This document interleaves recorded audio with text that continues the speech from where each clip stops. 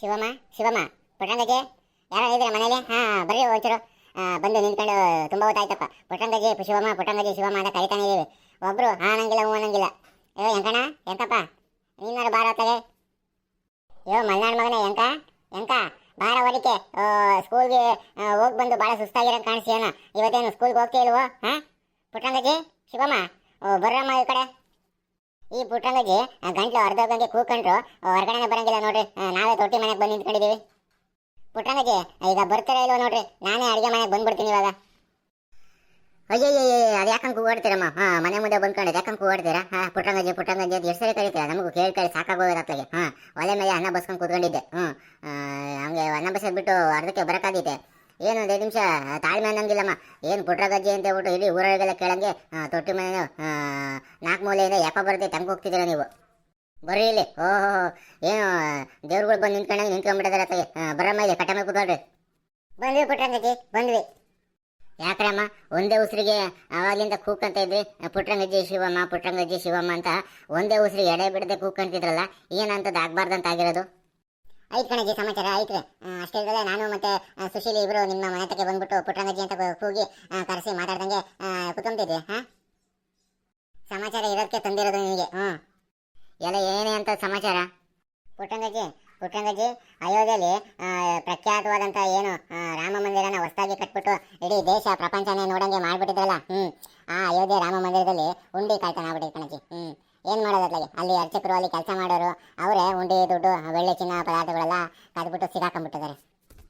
ಅಷ್ಟಕ್ಕೆ ಸುಮ್ಮನಾಗಿಲ್ಲ ಪುಟ್ಟಂಗಜ್ಜಿ. ಈ ಉತ್ತರಾಖಂಡದಲ್ಲಿ ಬದ್ರಿನಾಥ ಅಂತ ಒಂದು ದೇವಸ್ಥಾನ ಐತಲ್ಲ, ಈಶ್ವರ ದೇವಸ್ಥಾನ. ಅಲ್ಲೂ ಅಷ್ಟೇ, ಅಲ್ಲೂ ಉಂಡಿ ಕಾಳ್ತನ ಆಗ್ಬಿಡೈತೆ. ಏನಂತ ದೇವ್ರು ಉಂಡಿಗಳನ್ನ ಕಾಳ್ತನ ಮಾಡೋದೇ ಇವಾಗ ಒಂದು ಟ್ರೆಂಡ್ ಆಗ್ಬಿಡೈತೆ. ದೇವ್ರನ್ನು ಬಿಡ್ಲಿಲ್ಲ, ದೇವ್ರು ಉಂಡಿನೂ ಬಿಡ್ಲಿಲ್ಲ. ಜನಗಳು ಹಂಗೆ ಕಾಳ್ತನ ಕೇಳಿದ್ಬಿಟ್ಟಾರೆ. ಎಲ್ಲ ಜನ ಎಲ್ಲಿಗೆ ಬಂದ್ಬಿಟ್ರಪ್ಪ? ದೇವ್ರು ಉಂಡಿ ಕಳ್ತನ ಮಾಡಿ ಅವರು ದೇವ್ರು ಉಂಡಿ ದುಡ್ಡು ತಗೊಂಡು ಅವ್ರೇನು ಉದ್ಧಾರ ಆದಿರೆ? ಅವರು ಮಕ್ಕಳು ಬೆಂಕಿ ಕಾತ್ಲಾಗೆ, ಅವ್ರ ಜನ್ಮ ಕೊಟ್ಟು ಬೆಂಕಿ ಕಾತ್ಲಾಗೆ. ದೇವ್ರು ಉಂಡಿನೂ ಬಿಡಲಿವಲ್ಲಪ್ಪ ಜನಗಳು. ಹಂಗೆ ನೋಡು. ಈ ರೀತಿ ದೇವಸ್ಥಾನದ ಉಂಡಿಗಳು ಕಳ್ತನ ಆಗ್ತಾರೆ. ಈ ಥರ ಬೆಳವಣಿಗೆ ನೋಡ್ಬಿಟ್ಟು ಕೆಟ್ಟ ಬೆಳವಣಿಗೆಗಳು ನೋಡ್ಬಿಟ್ಟು ಕರ್ನಾಟಕ ಗೌರ್ಮೆಂಟ್ ಏನು ಮಾಡಿದ್ ಗೊತ್ತೇ? ದೇವಸ್ಥಾನಗಳಲ್ಲಿ ಹೈಟೆಕ್ ಭದ್ರತೆ ವ್ಯವಸ್ಥೆಗೋಸ್ಕರ CCTVಗಳು ಹಾಕೊಂಡೈತೆ. ಈ ಉಂಡಿ ಕಳ್ತನ, ದೇವ್ರ ವಿಗ್ರಹ ಕಳ್ತನ, ಚಿನ್ನ ಬೆಳ್ಳಿ ದೇವಸ್ಥಾನದ ಈ ರೀತಿ ಕಳ್ತನ ಆಗಬಾರ್ದು ಅನ್ನೋ ಕಾರಣಕ್ಕೆ CCTVಗಳನ್ನ ವ್ಯವಸ್ಥೆ ಮಾಡೋಕ್ಕೆ ಆದೇಶ ಮಾಡ್ಬಿಡೈತೆ ಕರ್ನಾಟಕ ಗೌರ್ಮೆಂಟು. ಎಲ್ಲ ಹಂಗಾರೆ ಇವಾಗ CCTV ಹಾಕ್ತಾರಂತೆ ದೇವಸ್ಥಾನಗಳಿಗೆ. ನಮ್ಮೂರ್ಗೆ ಹಾಕ್ತಾರೇನೆ ಅಮ್ಮ? ಹಂಗಾರೆ ನಮ್ಮೂರು ದೇವಸ್ಥಾನಕ್ಕೂ CCTV ಹಾಕ್ತಾರೆ ಅನ್ನೋ ಹಂಗಿದ್ರೆ? ಪುಟ್ಟಂಗಜ್ಜಿ ಹಂಗಲ್ಲ. ರಾಜ್ಯದಲ್ಲಿ ಧಾರ್ಮಿಕ ದತ್ತಿ ಇಲಾಖೆ ವ್ಯಾಪ್ತಿಗೆ ಏನು ಒಳಪಡ್ತಾವೋ ದೇವಸ್ಥಾನಗಳು, ಅಲ್ಲಿ ಈ ಉಂಡಿ ಕಳ್ತನ ಅಂತ ಏನು ಕೆಟ್ಟ ಕೆಲಸಗಳನ್ನ ತಡಿಬೇಕು ಅಂತ ಹೇಳ್ಬಿಟ್ಟು ಧಾರ್ಮಿಕ ದತ್ತಿ ಇಲಾಖೆ ವ್ಯಾಪ್ತಿಗೆ ಬರ್ತಕ್ಕಂಥ ಏನು ದೇವಸ್ಥಾನಗಳಿದಾವೆ ಅಲ್ಲೆಲ್ಲ CCTV ವೆಬ್ ಕ್ಯಾಮರಾ ಅಳವಡಿಸ್ತಾರೆ. ಹೌದು ಪುಟ್ಟಂಗಜ್ಜಿ ಹೌದು, ಅದ್ರ ಮೇಲೆ ಹೇಳ್ತಿರೋದು ಸರಿಯಾಗೈತೆ. ಹೌದು.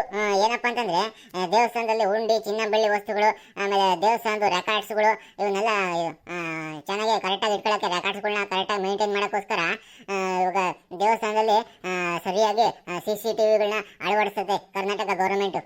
ಅವಾಗ ಹೇಳಿದ್ನಲ್ಲ, ಈ ಬದ್ರಿನಾಥ್ ದೇವಸ್ಥಾನ ಅದಾದ್ಮೇಲೆ ಅಯೋಧ್ಯೆ ರಾಮ ಮಂದಿರ ದೇವಸ್ಥಾನ ಅಲ್ಲಿ ಉಂಡಿ ಕಳ್ತನ ಆಯ್ತಲ್ಲ, ಅದ್ರ ಬೆಳವಣಿಗೆಗೆ ನೋಡ್ಕೊಂಡ್ಬಿಟ್ಟು ಈ ಕರ್ನಾಟಕ ಸರ್ಕಾರ ಏನ್ ಮಾಡಿತ್ತಪ್ಪ ಅಂತಂದ್ರೆ 19 ಸೂಚನೆ ಒಳಗೊಂಡಂತ ಇದು ಅಂಶಗಳನ್ನ ಇಟ್ಕೊಂಡು SOPನ ಇಟ್ಕೊಂಡು ದೇವಸ್ಥಾನದಲ್ಲಿ CCTVನ ಅಳವಡಿಸಕ್ಕೆ ಮುಂದೋಗೈತೆ. ನಡೀರಿ, ಇಲ್ಲಿ ಕಟ್ಟ ಮೇಲೆ ಸರಿಯಾಗಿ ಹೋಗ್ತಿಲ್ಲ, ನೆಲದಕ್ಕೆ ಕೂತ್ಕೊಂಡು ನಡೀರಿ. ಇನ್ನು ಇವಾಗ ದೇವಸ್ಥಾನಕ್ಕೆ CCTVಗಳು ಆಗ್ತದೆ ಅಂತಂದ್ರೆ ಇನ್ನು ಏನೇನು ಮಾಡ್ತಾರಪ್ಪ ದೇವಸ್ಥಾನಗಳಿಗೆ ಒಂದು ಅರ್ಥನೇ ಆಗಲ್ಲ. ಇವಾಗ ದೇವಸ್ಥಾನಗಳಲ್ಲಿ ಎಲ್ಲರಿಗೂ ಗೊತ್ತಾಗಂಗೆ ದೇವಸ್ಥಾನ ಮಧ್ಯೆ ಉಂಡಿನ ಇಡಬೇಕು. ಅದಾದ್ಮೇಲೆ ಉಂಡಿ 4 ದಿಕ್ಕಿನ ಕಾಣಂಗೆ ಕ್ಯಾಮ್ರಾಗಳನ್ನ CCTV ವೆಬ್ ಕ್ಯಾಮ್ರಾಗಳನ್ನ ಕಡ್ಡಾಯವಾಗಿ ಫಿಕ್ಸ್ ಮಾಡ್ಬೇಕಂತೆ. ಅದನ್ನ ಸರ್ವರ್ ಏನು ಡಾಟಾಗಳು ಇದಾವಲ್ಲ ಅವನ್ನೆಲ್ಲ ಸಂರಕ್ಷಣೆ ಮಾಡ್ಬೇಕಂತೆ. ಜಿಲ್ಲಾಧಿಕಾರಿಗಳು, ಉಪವಿಭಾಗಾಧಿಕಾರಿಗಳು, DC ಸಾಹೇಬರು ಮತ್ತು ಸಬ್ ಡಿವಿಷನ್ ಮ್ಯಾಜಿಸ್ಟ್ರೇಟ್ ಅಂತ ಇರ್ತಾರಲ್ಲ ಅವರು ಆಫೀಸ್ನಲ್ಲಿ ಈ ಮುಜರಾಯಿ ವಿಭಾಗ ಅಂತ ಇರುತ್ತೆ. ಮುಜರಾಯಿ ವಿಭಾಗ ಸಿಬ್ಬಂದಿಗಳು ಈ ಸಾಹೇಬರುಗಳೆಲ್ಲ ಈ CCTV ಕ್ಯಾಮ್ರಾಗಳನ್ನ ಮಾನಿಟರ್ ಮಾಡಬೇಕು. ಇವಾಗ ಆಲೆ ಕೆಲವೊಂದು ದೇವಸ್ಥಾನಗಳಲ್ಲಿ ಧಾರ್ಮಿಕ ದತ್ತಿ ಇಲಾಖೆ ಒಳಪಡುತ್ತಲ್ಲ ಅಂತ ದೇವಸ್ಥಾನಗಳಲ್ಲಿ ಮೊದಲೇ CCTV DVRಗಳನ್ನೆಲ್ಲ ಫಿಕ್ಸ್ ಮಾಡವ್ರೆ. ಅಂಥದ್ರಲ್ಲಿ ಈ CCTV DVRಗಳನ್ನ ಕಳ್ತನ ಮಾಡಬೇಕು, ಧ್ವಂಸ ಮಾಡಬೇಕು ಅಂತ ಹೇಳ್ಬಿಟ್ಟು ಆಲೆ ವಿಚಾರಗಳೆಲ್ಲ ಬಂದಿದ್ದಾವಂತೆ.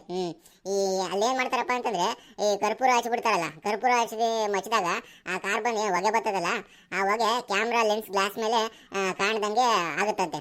ಅವಾಗ ಕಳ್ತನ ಮಾಡ್ತಾರಂತೆ. ಇದನ್ನ ತಡೆಗಟ್ಟಬೇಕು ಅಂತ ಹೇಳ್ಬಿಟ್ಟು ವೆಬ್ CC ಕ್ಯಾಮ್ರಾನ ಅಳವಡಿಸ್ಬೇಕು ಅಂತ ಹೇಳ್ಬಿಟ್ಟು ಸರ್ಕಾರ ಸೂಚನೆ ಕೊಟ್ಟೈತೆ. ಆದೇಶ ಮಾಡ್ಬಿಟ್ಟೈತೆ. ಸೂಚನೆ ಏನು ನೋಡಮ್ಮ, ಏನಾಗ್ತಾಗೆ ಕರ್ಪೂರ ಹಚ್ಬೇಕು ಅಂತ ಹೇಳ್ಬಿಟ್ಟು ನಾವು ಕರ್ಪೂರ ಹಚ್ಚಿ ಬೆಳಗಿದ್ರೆ ಒಳ್ಳೇದಾಗುತ್ತೆ ಅಂತ ಹೇಳ್ಬಿಟ್ಟು ನಾವು ಇದ್ವಿ. ಇವಾಗ ದೇವಸ್ಥಾನಕ್ಕೆ ಕರ್ಪೂರನೂ ಹಚ್ಚಕ್ಕೆ ಭಯ ಆಗತ್ತೆ. ಯಾಕೆ ಹೇಳು, ಕರ್ಪೂರ ನಾವೆಲ್ಲ ಹಚ್ಚಿದ್ರು ಇವಮ್ಮ ಇಲ್ಲಿ ಕಳ್ತನ ಮಾಡಕ್ಕೆ ಬಂದೈತೆ ಅಂತ ಹೇಳ್ಬಿಟ್ಟು ನಮ್ಮನ್ನು ಅರೆಸ್ಟ್ ಮಾಡ್ಕೊಂಡು ಹೋದಾರು. ಇವಾಗ ಹಂಗಾಗಿ ದೇವಸ್ಥಾನ ಒಳಗೆ ಕರ್ಪೂರ ಹಚ್ಚಂಗಿಲ್ಲ ಅತ್ಲಾಗೆ. ನಾನು ಹೊರಗಡೆನೇ ಕರ್ಪೂರ ಹಚ್ಚಿ ದೇವ್ರಿಗೆ ಕೈ ಮುಗಿದು ಬರ್ತೀನಿ ಅತ್ಲಾಗ ನಾನು ಇನ್ನು ಮುಂದೆ. ಈ CCTVಗಳು ಏನಪ್ಪ ಏನೇನೋ ಬಂದ್ಬಿಟ್ಟತ್ಲಾಗೆ ನಮಗೆ ಮುಂದೆ ರೋಡ್ನ ಓಡಾಡಕ್ಕೂ ಭಯ ಆಗುತ್ತೆ. ಸುಮ್ಮನೆ ಪುಟ್ಟಂಗಜಿ ಏನೇನು ಬರ್ತಾವ ಬರ್ಲಿ ಅತ್ಲಾಗೆ. ನನಗೇನು ದೇವಸ್ಥಾನ ಸುರಕ್ಷಿತವಾಗಿರ್ಬೇಕು, ದೇವಸ್ಥಾನದಲ್ಲಿ ಉಂಡಿ ಬೆಳ್ಳಿ ಚಿನ್ನ ವಸ್ತುಗಳು ಆಮೇಲೆ ಕಾಗದ ಪತ್ರಗಳು ಎಲ್ಲ ಸುರಕ್ಷಿತವಾಗಿರ್ಬೇಕಷ್ಟೇ.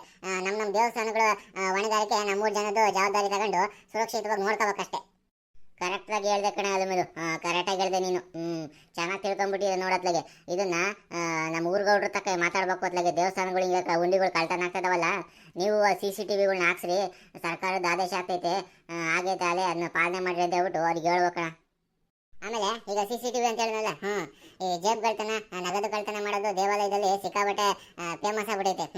ಹಂಗಾಗಿ ಇವಾಗ ಏನು ಮಾಡಬೇಕು ಅಂತಂದ್ರೆ ಈ CCTV ವಿಚಾರಕ್ಕೆ ಸಂಬಂಧಪಟ್ಟಂಗೆ ಈ ಧಾರ್ಮಿಕ ಇಲಾಖೆ ಕೇಂದ್ರ ಕಚೇರಿಯಲ್ಲಿ ಏನಾಗ್ಬಿಟ್ಟೈತಪ್ಪ ಅಂತಂದ್ರೆ ಸರ್ವರ್ನ ಅಳವಡಿಸಬೇಕು. ವೆಬ್ ಕ್ಯಾಮ್ಗಳ ಮೂಲಕ ಎಲ್ಲ ದೇವಾಲಯಗಳಲ್ಲಿ ಏನು CCTV ಅಳವಡಿಸಿದಾರಲ್ಲ ಅದನ್ನೆಲ್ಲ ಸಂಬಂಧಪಟ್ಟ ಜಿಲ್ಲಾಧಿಕಾರಿಗಳು, ಜಿಲ್ಲಾ ಪೊಲೀಸ್ ವರಿಷ್ಠಾಧಿಕಾರಿಗಳು, ಎಲ್ಲ ಪೊಲೀಸ್ ಸ್ಟೇಷನ್ಗಳಿಗೂ ಮತ್ತು ಆಮೇಲೆ ವಿಶೇಷವಾಗಿ ಈ ಸಂಚಾರಿ ಪೊಲೀಸ್ ಸ್ಟೇಷನ್ ಇರ್ತಾವಲ್ಲ, ಅವ್ರು ಹೆಂಗೆ ಸಿಟಿಲಿ ಸಿಗ್ನಲ್ ಮೇಂಟೈನ್ ಮಾಡ್ತಾರೋ ಟ್ರಾಫಿಕ್ನವರು, ಅದೇ ರೀತಿ ಜಿಲ್ಲಾ ದೇವಸ್ಥಾನದ್ದು CCTVನ ನೋಡ್ಕೋಬೇಕು ಅಂತ ಹೇಳ್ಬಿಟ್ಟು ಕೇಂದ್ರ ಕಚೇರಿ ಮೇಲ್ವಿಚಾರಣೆ ನಡೀತೈತಂತೆ. ಮೊದಲೇ DC ಸಾಹೇಬ್ರುಗಳಿಗೂ ಜಿಲ್ಲಾ ಪಂಚಾಯತ್ CO ಸಾಹೇಬರು ಮತ್ತು SP ಸಾಹೇಬ್ರುಗಳಿಗೂ ಸಿಕ್ಕಾಪಟ್ಟೆ ಕೆಲಸ ಇರ್ತವೆ. ಅವರ ಕೈ ಕೆಳಗೆ ಕಡಿಮೆ ಅಂತಂದ್ರು 10-12 ಆಫೀಸ್ ಬರ್ತಿರ್ತವೆ. ಅದು ನೋಡ್ಕೊಳ್ಳೋದೇ ಕಷ್ಟ ಆಗಿರುತ್ತೆ. ಇನ್ನು ಇದನ್ನ ಬೇರೆ ವಹಿಸ್ಬಿಟ್ರತ್ಲಾಗೆ. ಸರ್ಕಾರ ಏನೇನು ಆದೇಶ ಮಾಡುತ್ತೋ ಸಿವಿಲ್ ಸರ್ವೆಂಟ್ಗಳು ಕೆಲಸ ಮಾಡ್ಬೇಕಲ್ಲ ಮತ್ತೆ.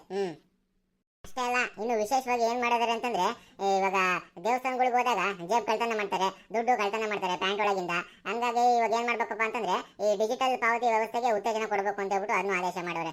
ಈ ದೇವಸ್ಥಾನಗಳಲ್ಲಿ ಇವಾಗ ಅಂಗಡಿ ಹೋಟ್ಲಿಗೆ ಎಲ್ಲ ಹೋದಾಗ ಹೆಂಗೆ QR ಕೋಡ್ ಹಾಕಿರ್ತಾರಲ್ಲ ಫೋನ್ ಪೇ ನಾವು, ಆ ಥರ QR ಕೋಡ್ನ ದೇವಸ್ಥಾನಗಳಲ್ಲಿ ಅಳವಡಿಸ್ಬೇಕು ಅಂತ ಹೇಳ್ಬಿಟ್ಟು ಆದೇಶ ಮಾಡಿಬಿಟ್ಟಿದ್ದಾರೆ. ಡಿಜಿಟಲ್ ದೇಣಿಗೆ ನಗದು ರಹಿತ ಪಾವತಿ ವ್ಯವಸ್ಥೆಯನ್ನು ಸುಗಮಗೊಳಿಸ್ಬೇಕಂತೆ. UPI QR ಕೋಡ್ಗಳನ್ನು ಅಳವಡಿಸಿದ್ರೆ ಚೆನ್ನಾಗಿ ದುಡ್ಡು ಮೊದಲಿಗಿಂತ ಚೆನ್ನಾಗಿ ಬರುತ್ತೆ.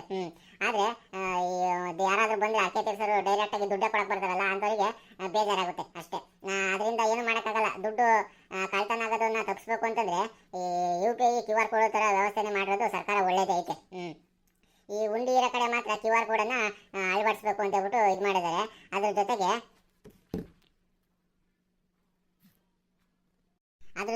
ಈ ಡಿಜಿಟಲ್ ಪಾವತಿ ವ್ಯವಸ್ಥೆಯನ್ನ ಏನು ವ್ಯವಸ್ಥೆ ಮಾಡ್ತಾರಲ್ಲ ಅದನ್ನ ಪ್ರತಿ ವರ್ಷನೂ ಆಡಿಟ್ ಮಾಡಿಸ್ಬೇಕಂತೆ. ಆಮೇಲೆ ಈ ಉಂಡಿ ಪಂಡಿ ಎಣ್ಸಕ್ಕೆ ಇವಾಗ ಏನು ಮಾಡ್ತಾರೆ ಅಂತ, ಇವಾಗ ಈ ಉಂಡಿದ್ದು ಈಗ ಇಷ್ಟು ದಿವಸ ಉಂಡಿಗೆ ದುಡ್ಡು ಹಾಕಿದಾರಲ್ಲ ಅದನ್ನ ಎಣ್ಸಕ್ಕೆ ಹೆಂಗೆ ವ್ಯವಸ್ಥೆ ಮಾಡ್ತಾರಂತ ಇವರು. ಇಷ್ಟು ಮಾಡಿದಾರು ಅದನ್ನ ಮಾಡ್ದಂಗೆ ಇರ್ತಾರೆ, ಅದನ್ನು ಮಾಡೋರೆ. ಕೇಳಿ ಹೇಳ್ತೀನಿ ಪುಟ್ಟಂಗಜಿ. ಈಗ ದೇವಸ್ಥಾನದಲ್ಲಿ ಇಷ್ಟು ದಿವಸ ಉಂಡಿಗೆ ಇರೊಬ್ಬರ ಕಾಸುಗಳಲ್ಲಿ ಹಾಕಿ ಅವರ ರೊಕ್ಕ ತೀರಿಸ್ಬಿಟ್ಟವ್ರೆ. ಹಂಗಾಗಿ ಉಂಡಿ ಎಣಿಕೆಯಲ್ಲಿ ಕಂದಾಯ ಅಧಿಕಾರಿಗಳಿದಾರಲ್ಲ ಅವರು ಕಡ್ಡಾಯವಾಗಿ ಭಾಗವಹಿಸ್ಬೇಕಂತೆ. ಅವರು ಅವ್ರ ಸಿಬ್ಬಂದಿಗಳು ಕಡ್ಡಾಯವಾಗಿ ಭಾಗವಹಿಸ್ಬೇಕಂತೆ. ಉಂಡಿ ಎಣಿಕೆ ಮಾಡ್ಬೇಕಂತ ಹೇಳ್ಬಿಟ್ಟು ಡೇಟ್ಗಳನ್ನ ಕ್ಯಾಲೆಂಡರಲ್ಲಿ ಫಿಕ್ಸ್ ಮಾಡ್ಬೇಕಂತೆ. ನಾವು ಇಂಥ ದಿವಸ ಎಣಿಕೆಗೆ ಬರ್ತೀವಿ, ಉಂಡಿ ದುಡ್ಡನ್ನ ಎಣಿಕೆ ಮಾಡಕ್ಕೆ ಬರ್ತೀವಿ ಅಂತ ಹೇಳ್ಬಿಟ್ಟು ಮೊದಲೇ ತಿಳಿಸ್ಬೇಕಂತೆ. ಈ ಹೆಚ್ಚು ಆದಾಯ ಬರ್ತಕ್ಕಂಥ ದೇವಸ್ಥಾನಗಳಿಗೆ ವಾರಕ್ಕೊಂದ್ಸರಿ ಬಂದು ಉಂಡಿ ಹಣ ಎಣಿಸದಂತೆ. ಸಾಧಾರಣವಾಗಿ ಬರ್ತಕ್ಕಂಥ ಏನು ಉಂಡಿಗೆ ಆದಾಯ ಬರ್ತಲ್ಲ ಅಂಥ ದೇವಸ್ಥಾನಗಳಿಗೆ 2 ವಾರಕ್ಕೆ ಒಂದ್ಸರಿ ಬಂದ್ಬಿಟ್ಟು ಉಂಡಿ ದುಡ್ಡನ್ನ ಎಣಿಕೆ ಮಾಡೋಕ್ಕೆ ದಿನನ ಫಿಕ್ಸ್ ಮಾಡಬೇಕು ಅಂತ ಹೇಳ್ಬಿಟ್ಟು ಸರ್ಕಾರ ಆದೇಶ ಮಾಡೈತೆ. ಈ ಉಂಡಿ ದುಡ್ಡು ಎಣಿಕೆ ಕಾರ್ಯಕ್ರಮನ ಸಂಬಂಧಪಟ್ಟ ತಹಶೀಲ್ದಾರ್ ಸಾಹೇಬರು ಇದಾರಲ್ಲ ಅವ್ರ ಸಮ್ಮುಖದಲ್ಲೇ ನಡೆಸ್ಬೇಕಂತೆ. ಉಂಡಿ ಎಣಿಕೆ ಸಂದರ್ಭದಲ್ಲಿ ಏನು ಸಿಗುತ್ತಲ್ಲ ಚಿನ್ನ ಬೆಳ್ಳಿ ದುಡ್ಡು ಇವುಗಳೆಲ್ಲ ಅವತ್ತಿನ ದಿವಸನೇ ಕಡ್ಡಾಯವಾಗಿ ಮೌಲ್ಯಮಾಪನ ಮಾಡಿಸ್ಬಿಟ್ಟು ಸಂಬಂಧ ಜಿಲ್ಲಾ ಅಥವಾ ಉಪಖಜಾನೆ ಅಥವಾ ತಾಲೂಕು ಉಪಖಜಾನೆ ಇರ್ತಾವಲ್ಲ ಅಲ್ಲೋಗಿ ಜಮಾ ಮಾಡ್ಬೇಕಂತೆ. ಎಲ್ಲ ಲೆಕ್ಕಪತ್ರಗಳು ಕರೆಕ್ಟ್ ಆಗಿರ್ಬೇಕಂತೆ. ಇಲ್ಲ ಅಂತಂದ್ರೆ ಆಮೇಲೆ ಸೂಕ್ತ ಕ್ರಮ ಕೈಗೊಳ್ಬೇಕಾಗುತ್ತೆ ಅಂತ ಹೇಳ್ಬಿಟ್ಟು ಸರ್ಕಾರ ಆದೇಶ ಹೊರಡಿಸ್ಬಿಟ್ಟೈತೆ. ಅದು ಸರಿ ಬಿಡತ್ಲಾಗೆ ಈಗಲೇ ದೇವಸ್ಥಾನಗಳಿಗೆ ಸಿಕ್ಕಾಪಟ್ಟೆ ದುಡ್ಡು ಬಂದು ಅದ್ರದ್ದು ಲೆಕ್ಕಾಚಾರ ಕರೆಕ್ಟಾಗಿ ಎಲ್ಲೂ ಸಿಗ್ತಾನೆ ಇಲ್ಲ. ದೇವ್ರ ದುಡ್ಡನ್ನ ಲೆಕ್ಕ ಕೆಳಗೆ ಬರ್ತಾರೆ ಅಂತ ಹೇಳ್ಬಿಟ್ಟು ಎಲ್ಲ ಕಡೆ ಗುಲ್ಲೆದ್ದಾಗಿತ್ತು. ಈಗ ಸರ್ಕಾರನ ಅಧಿಕೃತವಾಗಿ ಧಾರ್ಮಿಕ ಮತ್ತು ದತ್ತಿ ಇಲಾಖೆಗೆ ಆದೇಶ ಹೊರಡಿಸಿರೋದ್ರಿಂದ ಈ ಪ್ರೈವೇಟ್ ಆಗಿರ್ತಾವಲ್ಲ ದೇವಸ್ಥಾನಗಳು, ಅವರು ಚೆನ್ನಾಗಿ ದೇವಸ್ಥಾನಗಳನ್ನ ದುಡ್ಡನ್ನ ಭಾಳ ಶೇಖರಣೆ ಮಾಡ್ತಾರೆ.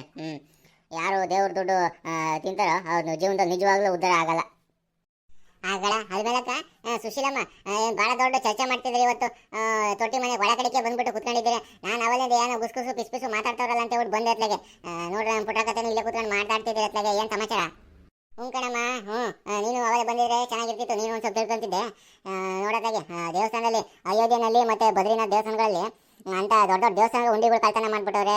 ಅರ್ಚಕ್ರ ಮನೆಯಲ್ಲೆಲ್ಲ ಕೋಟಿ ರೂಪಾಯಿ ಸಿಕ್ಕೈತಂತೆ. ಹಾಗಾಗಿ ಈ ದೇವಸ್ಥಾನಗಳು ಉಂಡಿ ಇರ್ತಾವಲ್ಲ, ದೇವಸ್ಥಾನಗಳ ಉಂಡಿ ದೇವ್ರ ವಿಗ್ರಹ ಅಲ್ಲೆಲ್ಲ ಸುತ್ತ ಎಲ್ಲ ಜನಕ್ಕೂ ಕಾಣಂಗೆ 4 ಮೂಲೆಗೆ CCTV ಹಾಕ್ಬೇಕು ಅಂತ ಹೇಳ್ಬಿಟ್ಟು ಭಾಳ ಕಟ್ಟುನಿಟ್ಟಾಗ ಸರ್ಕಾರ ಆದೇಶ ಮಾಡ್ಬಿಟ್ಟೈತೆ.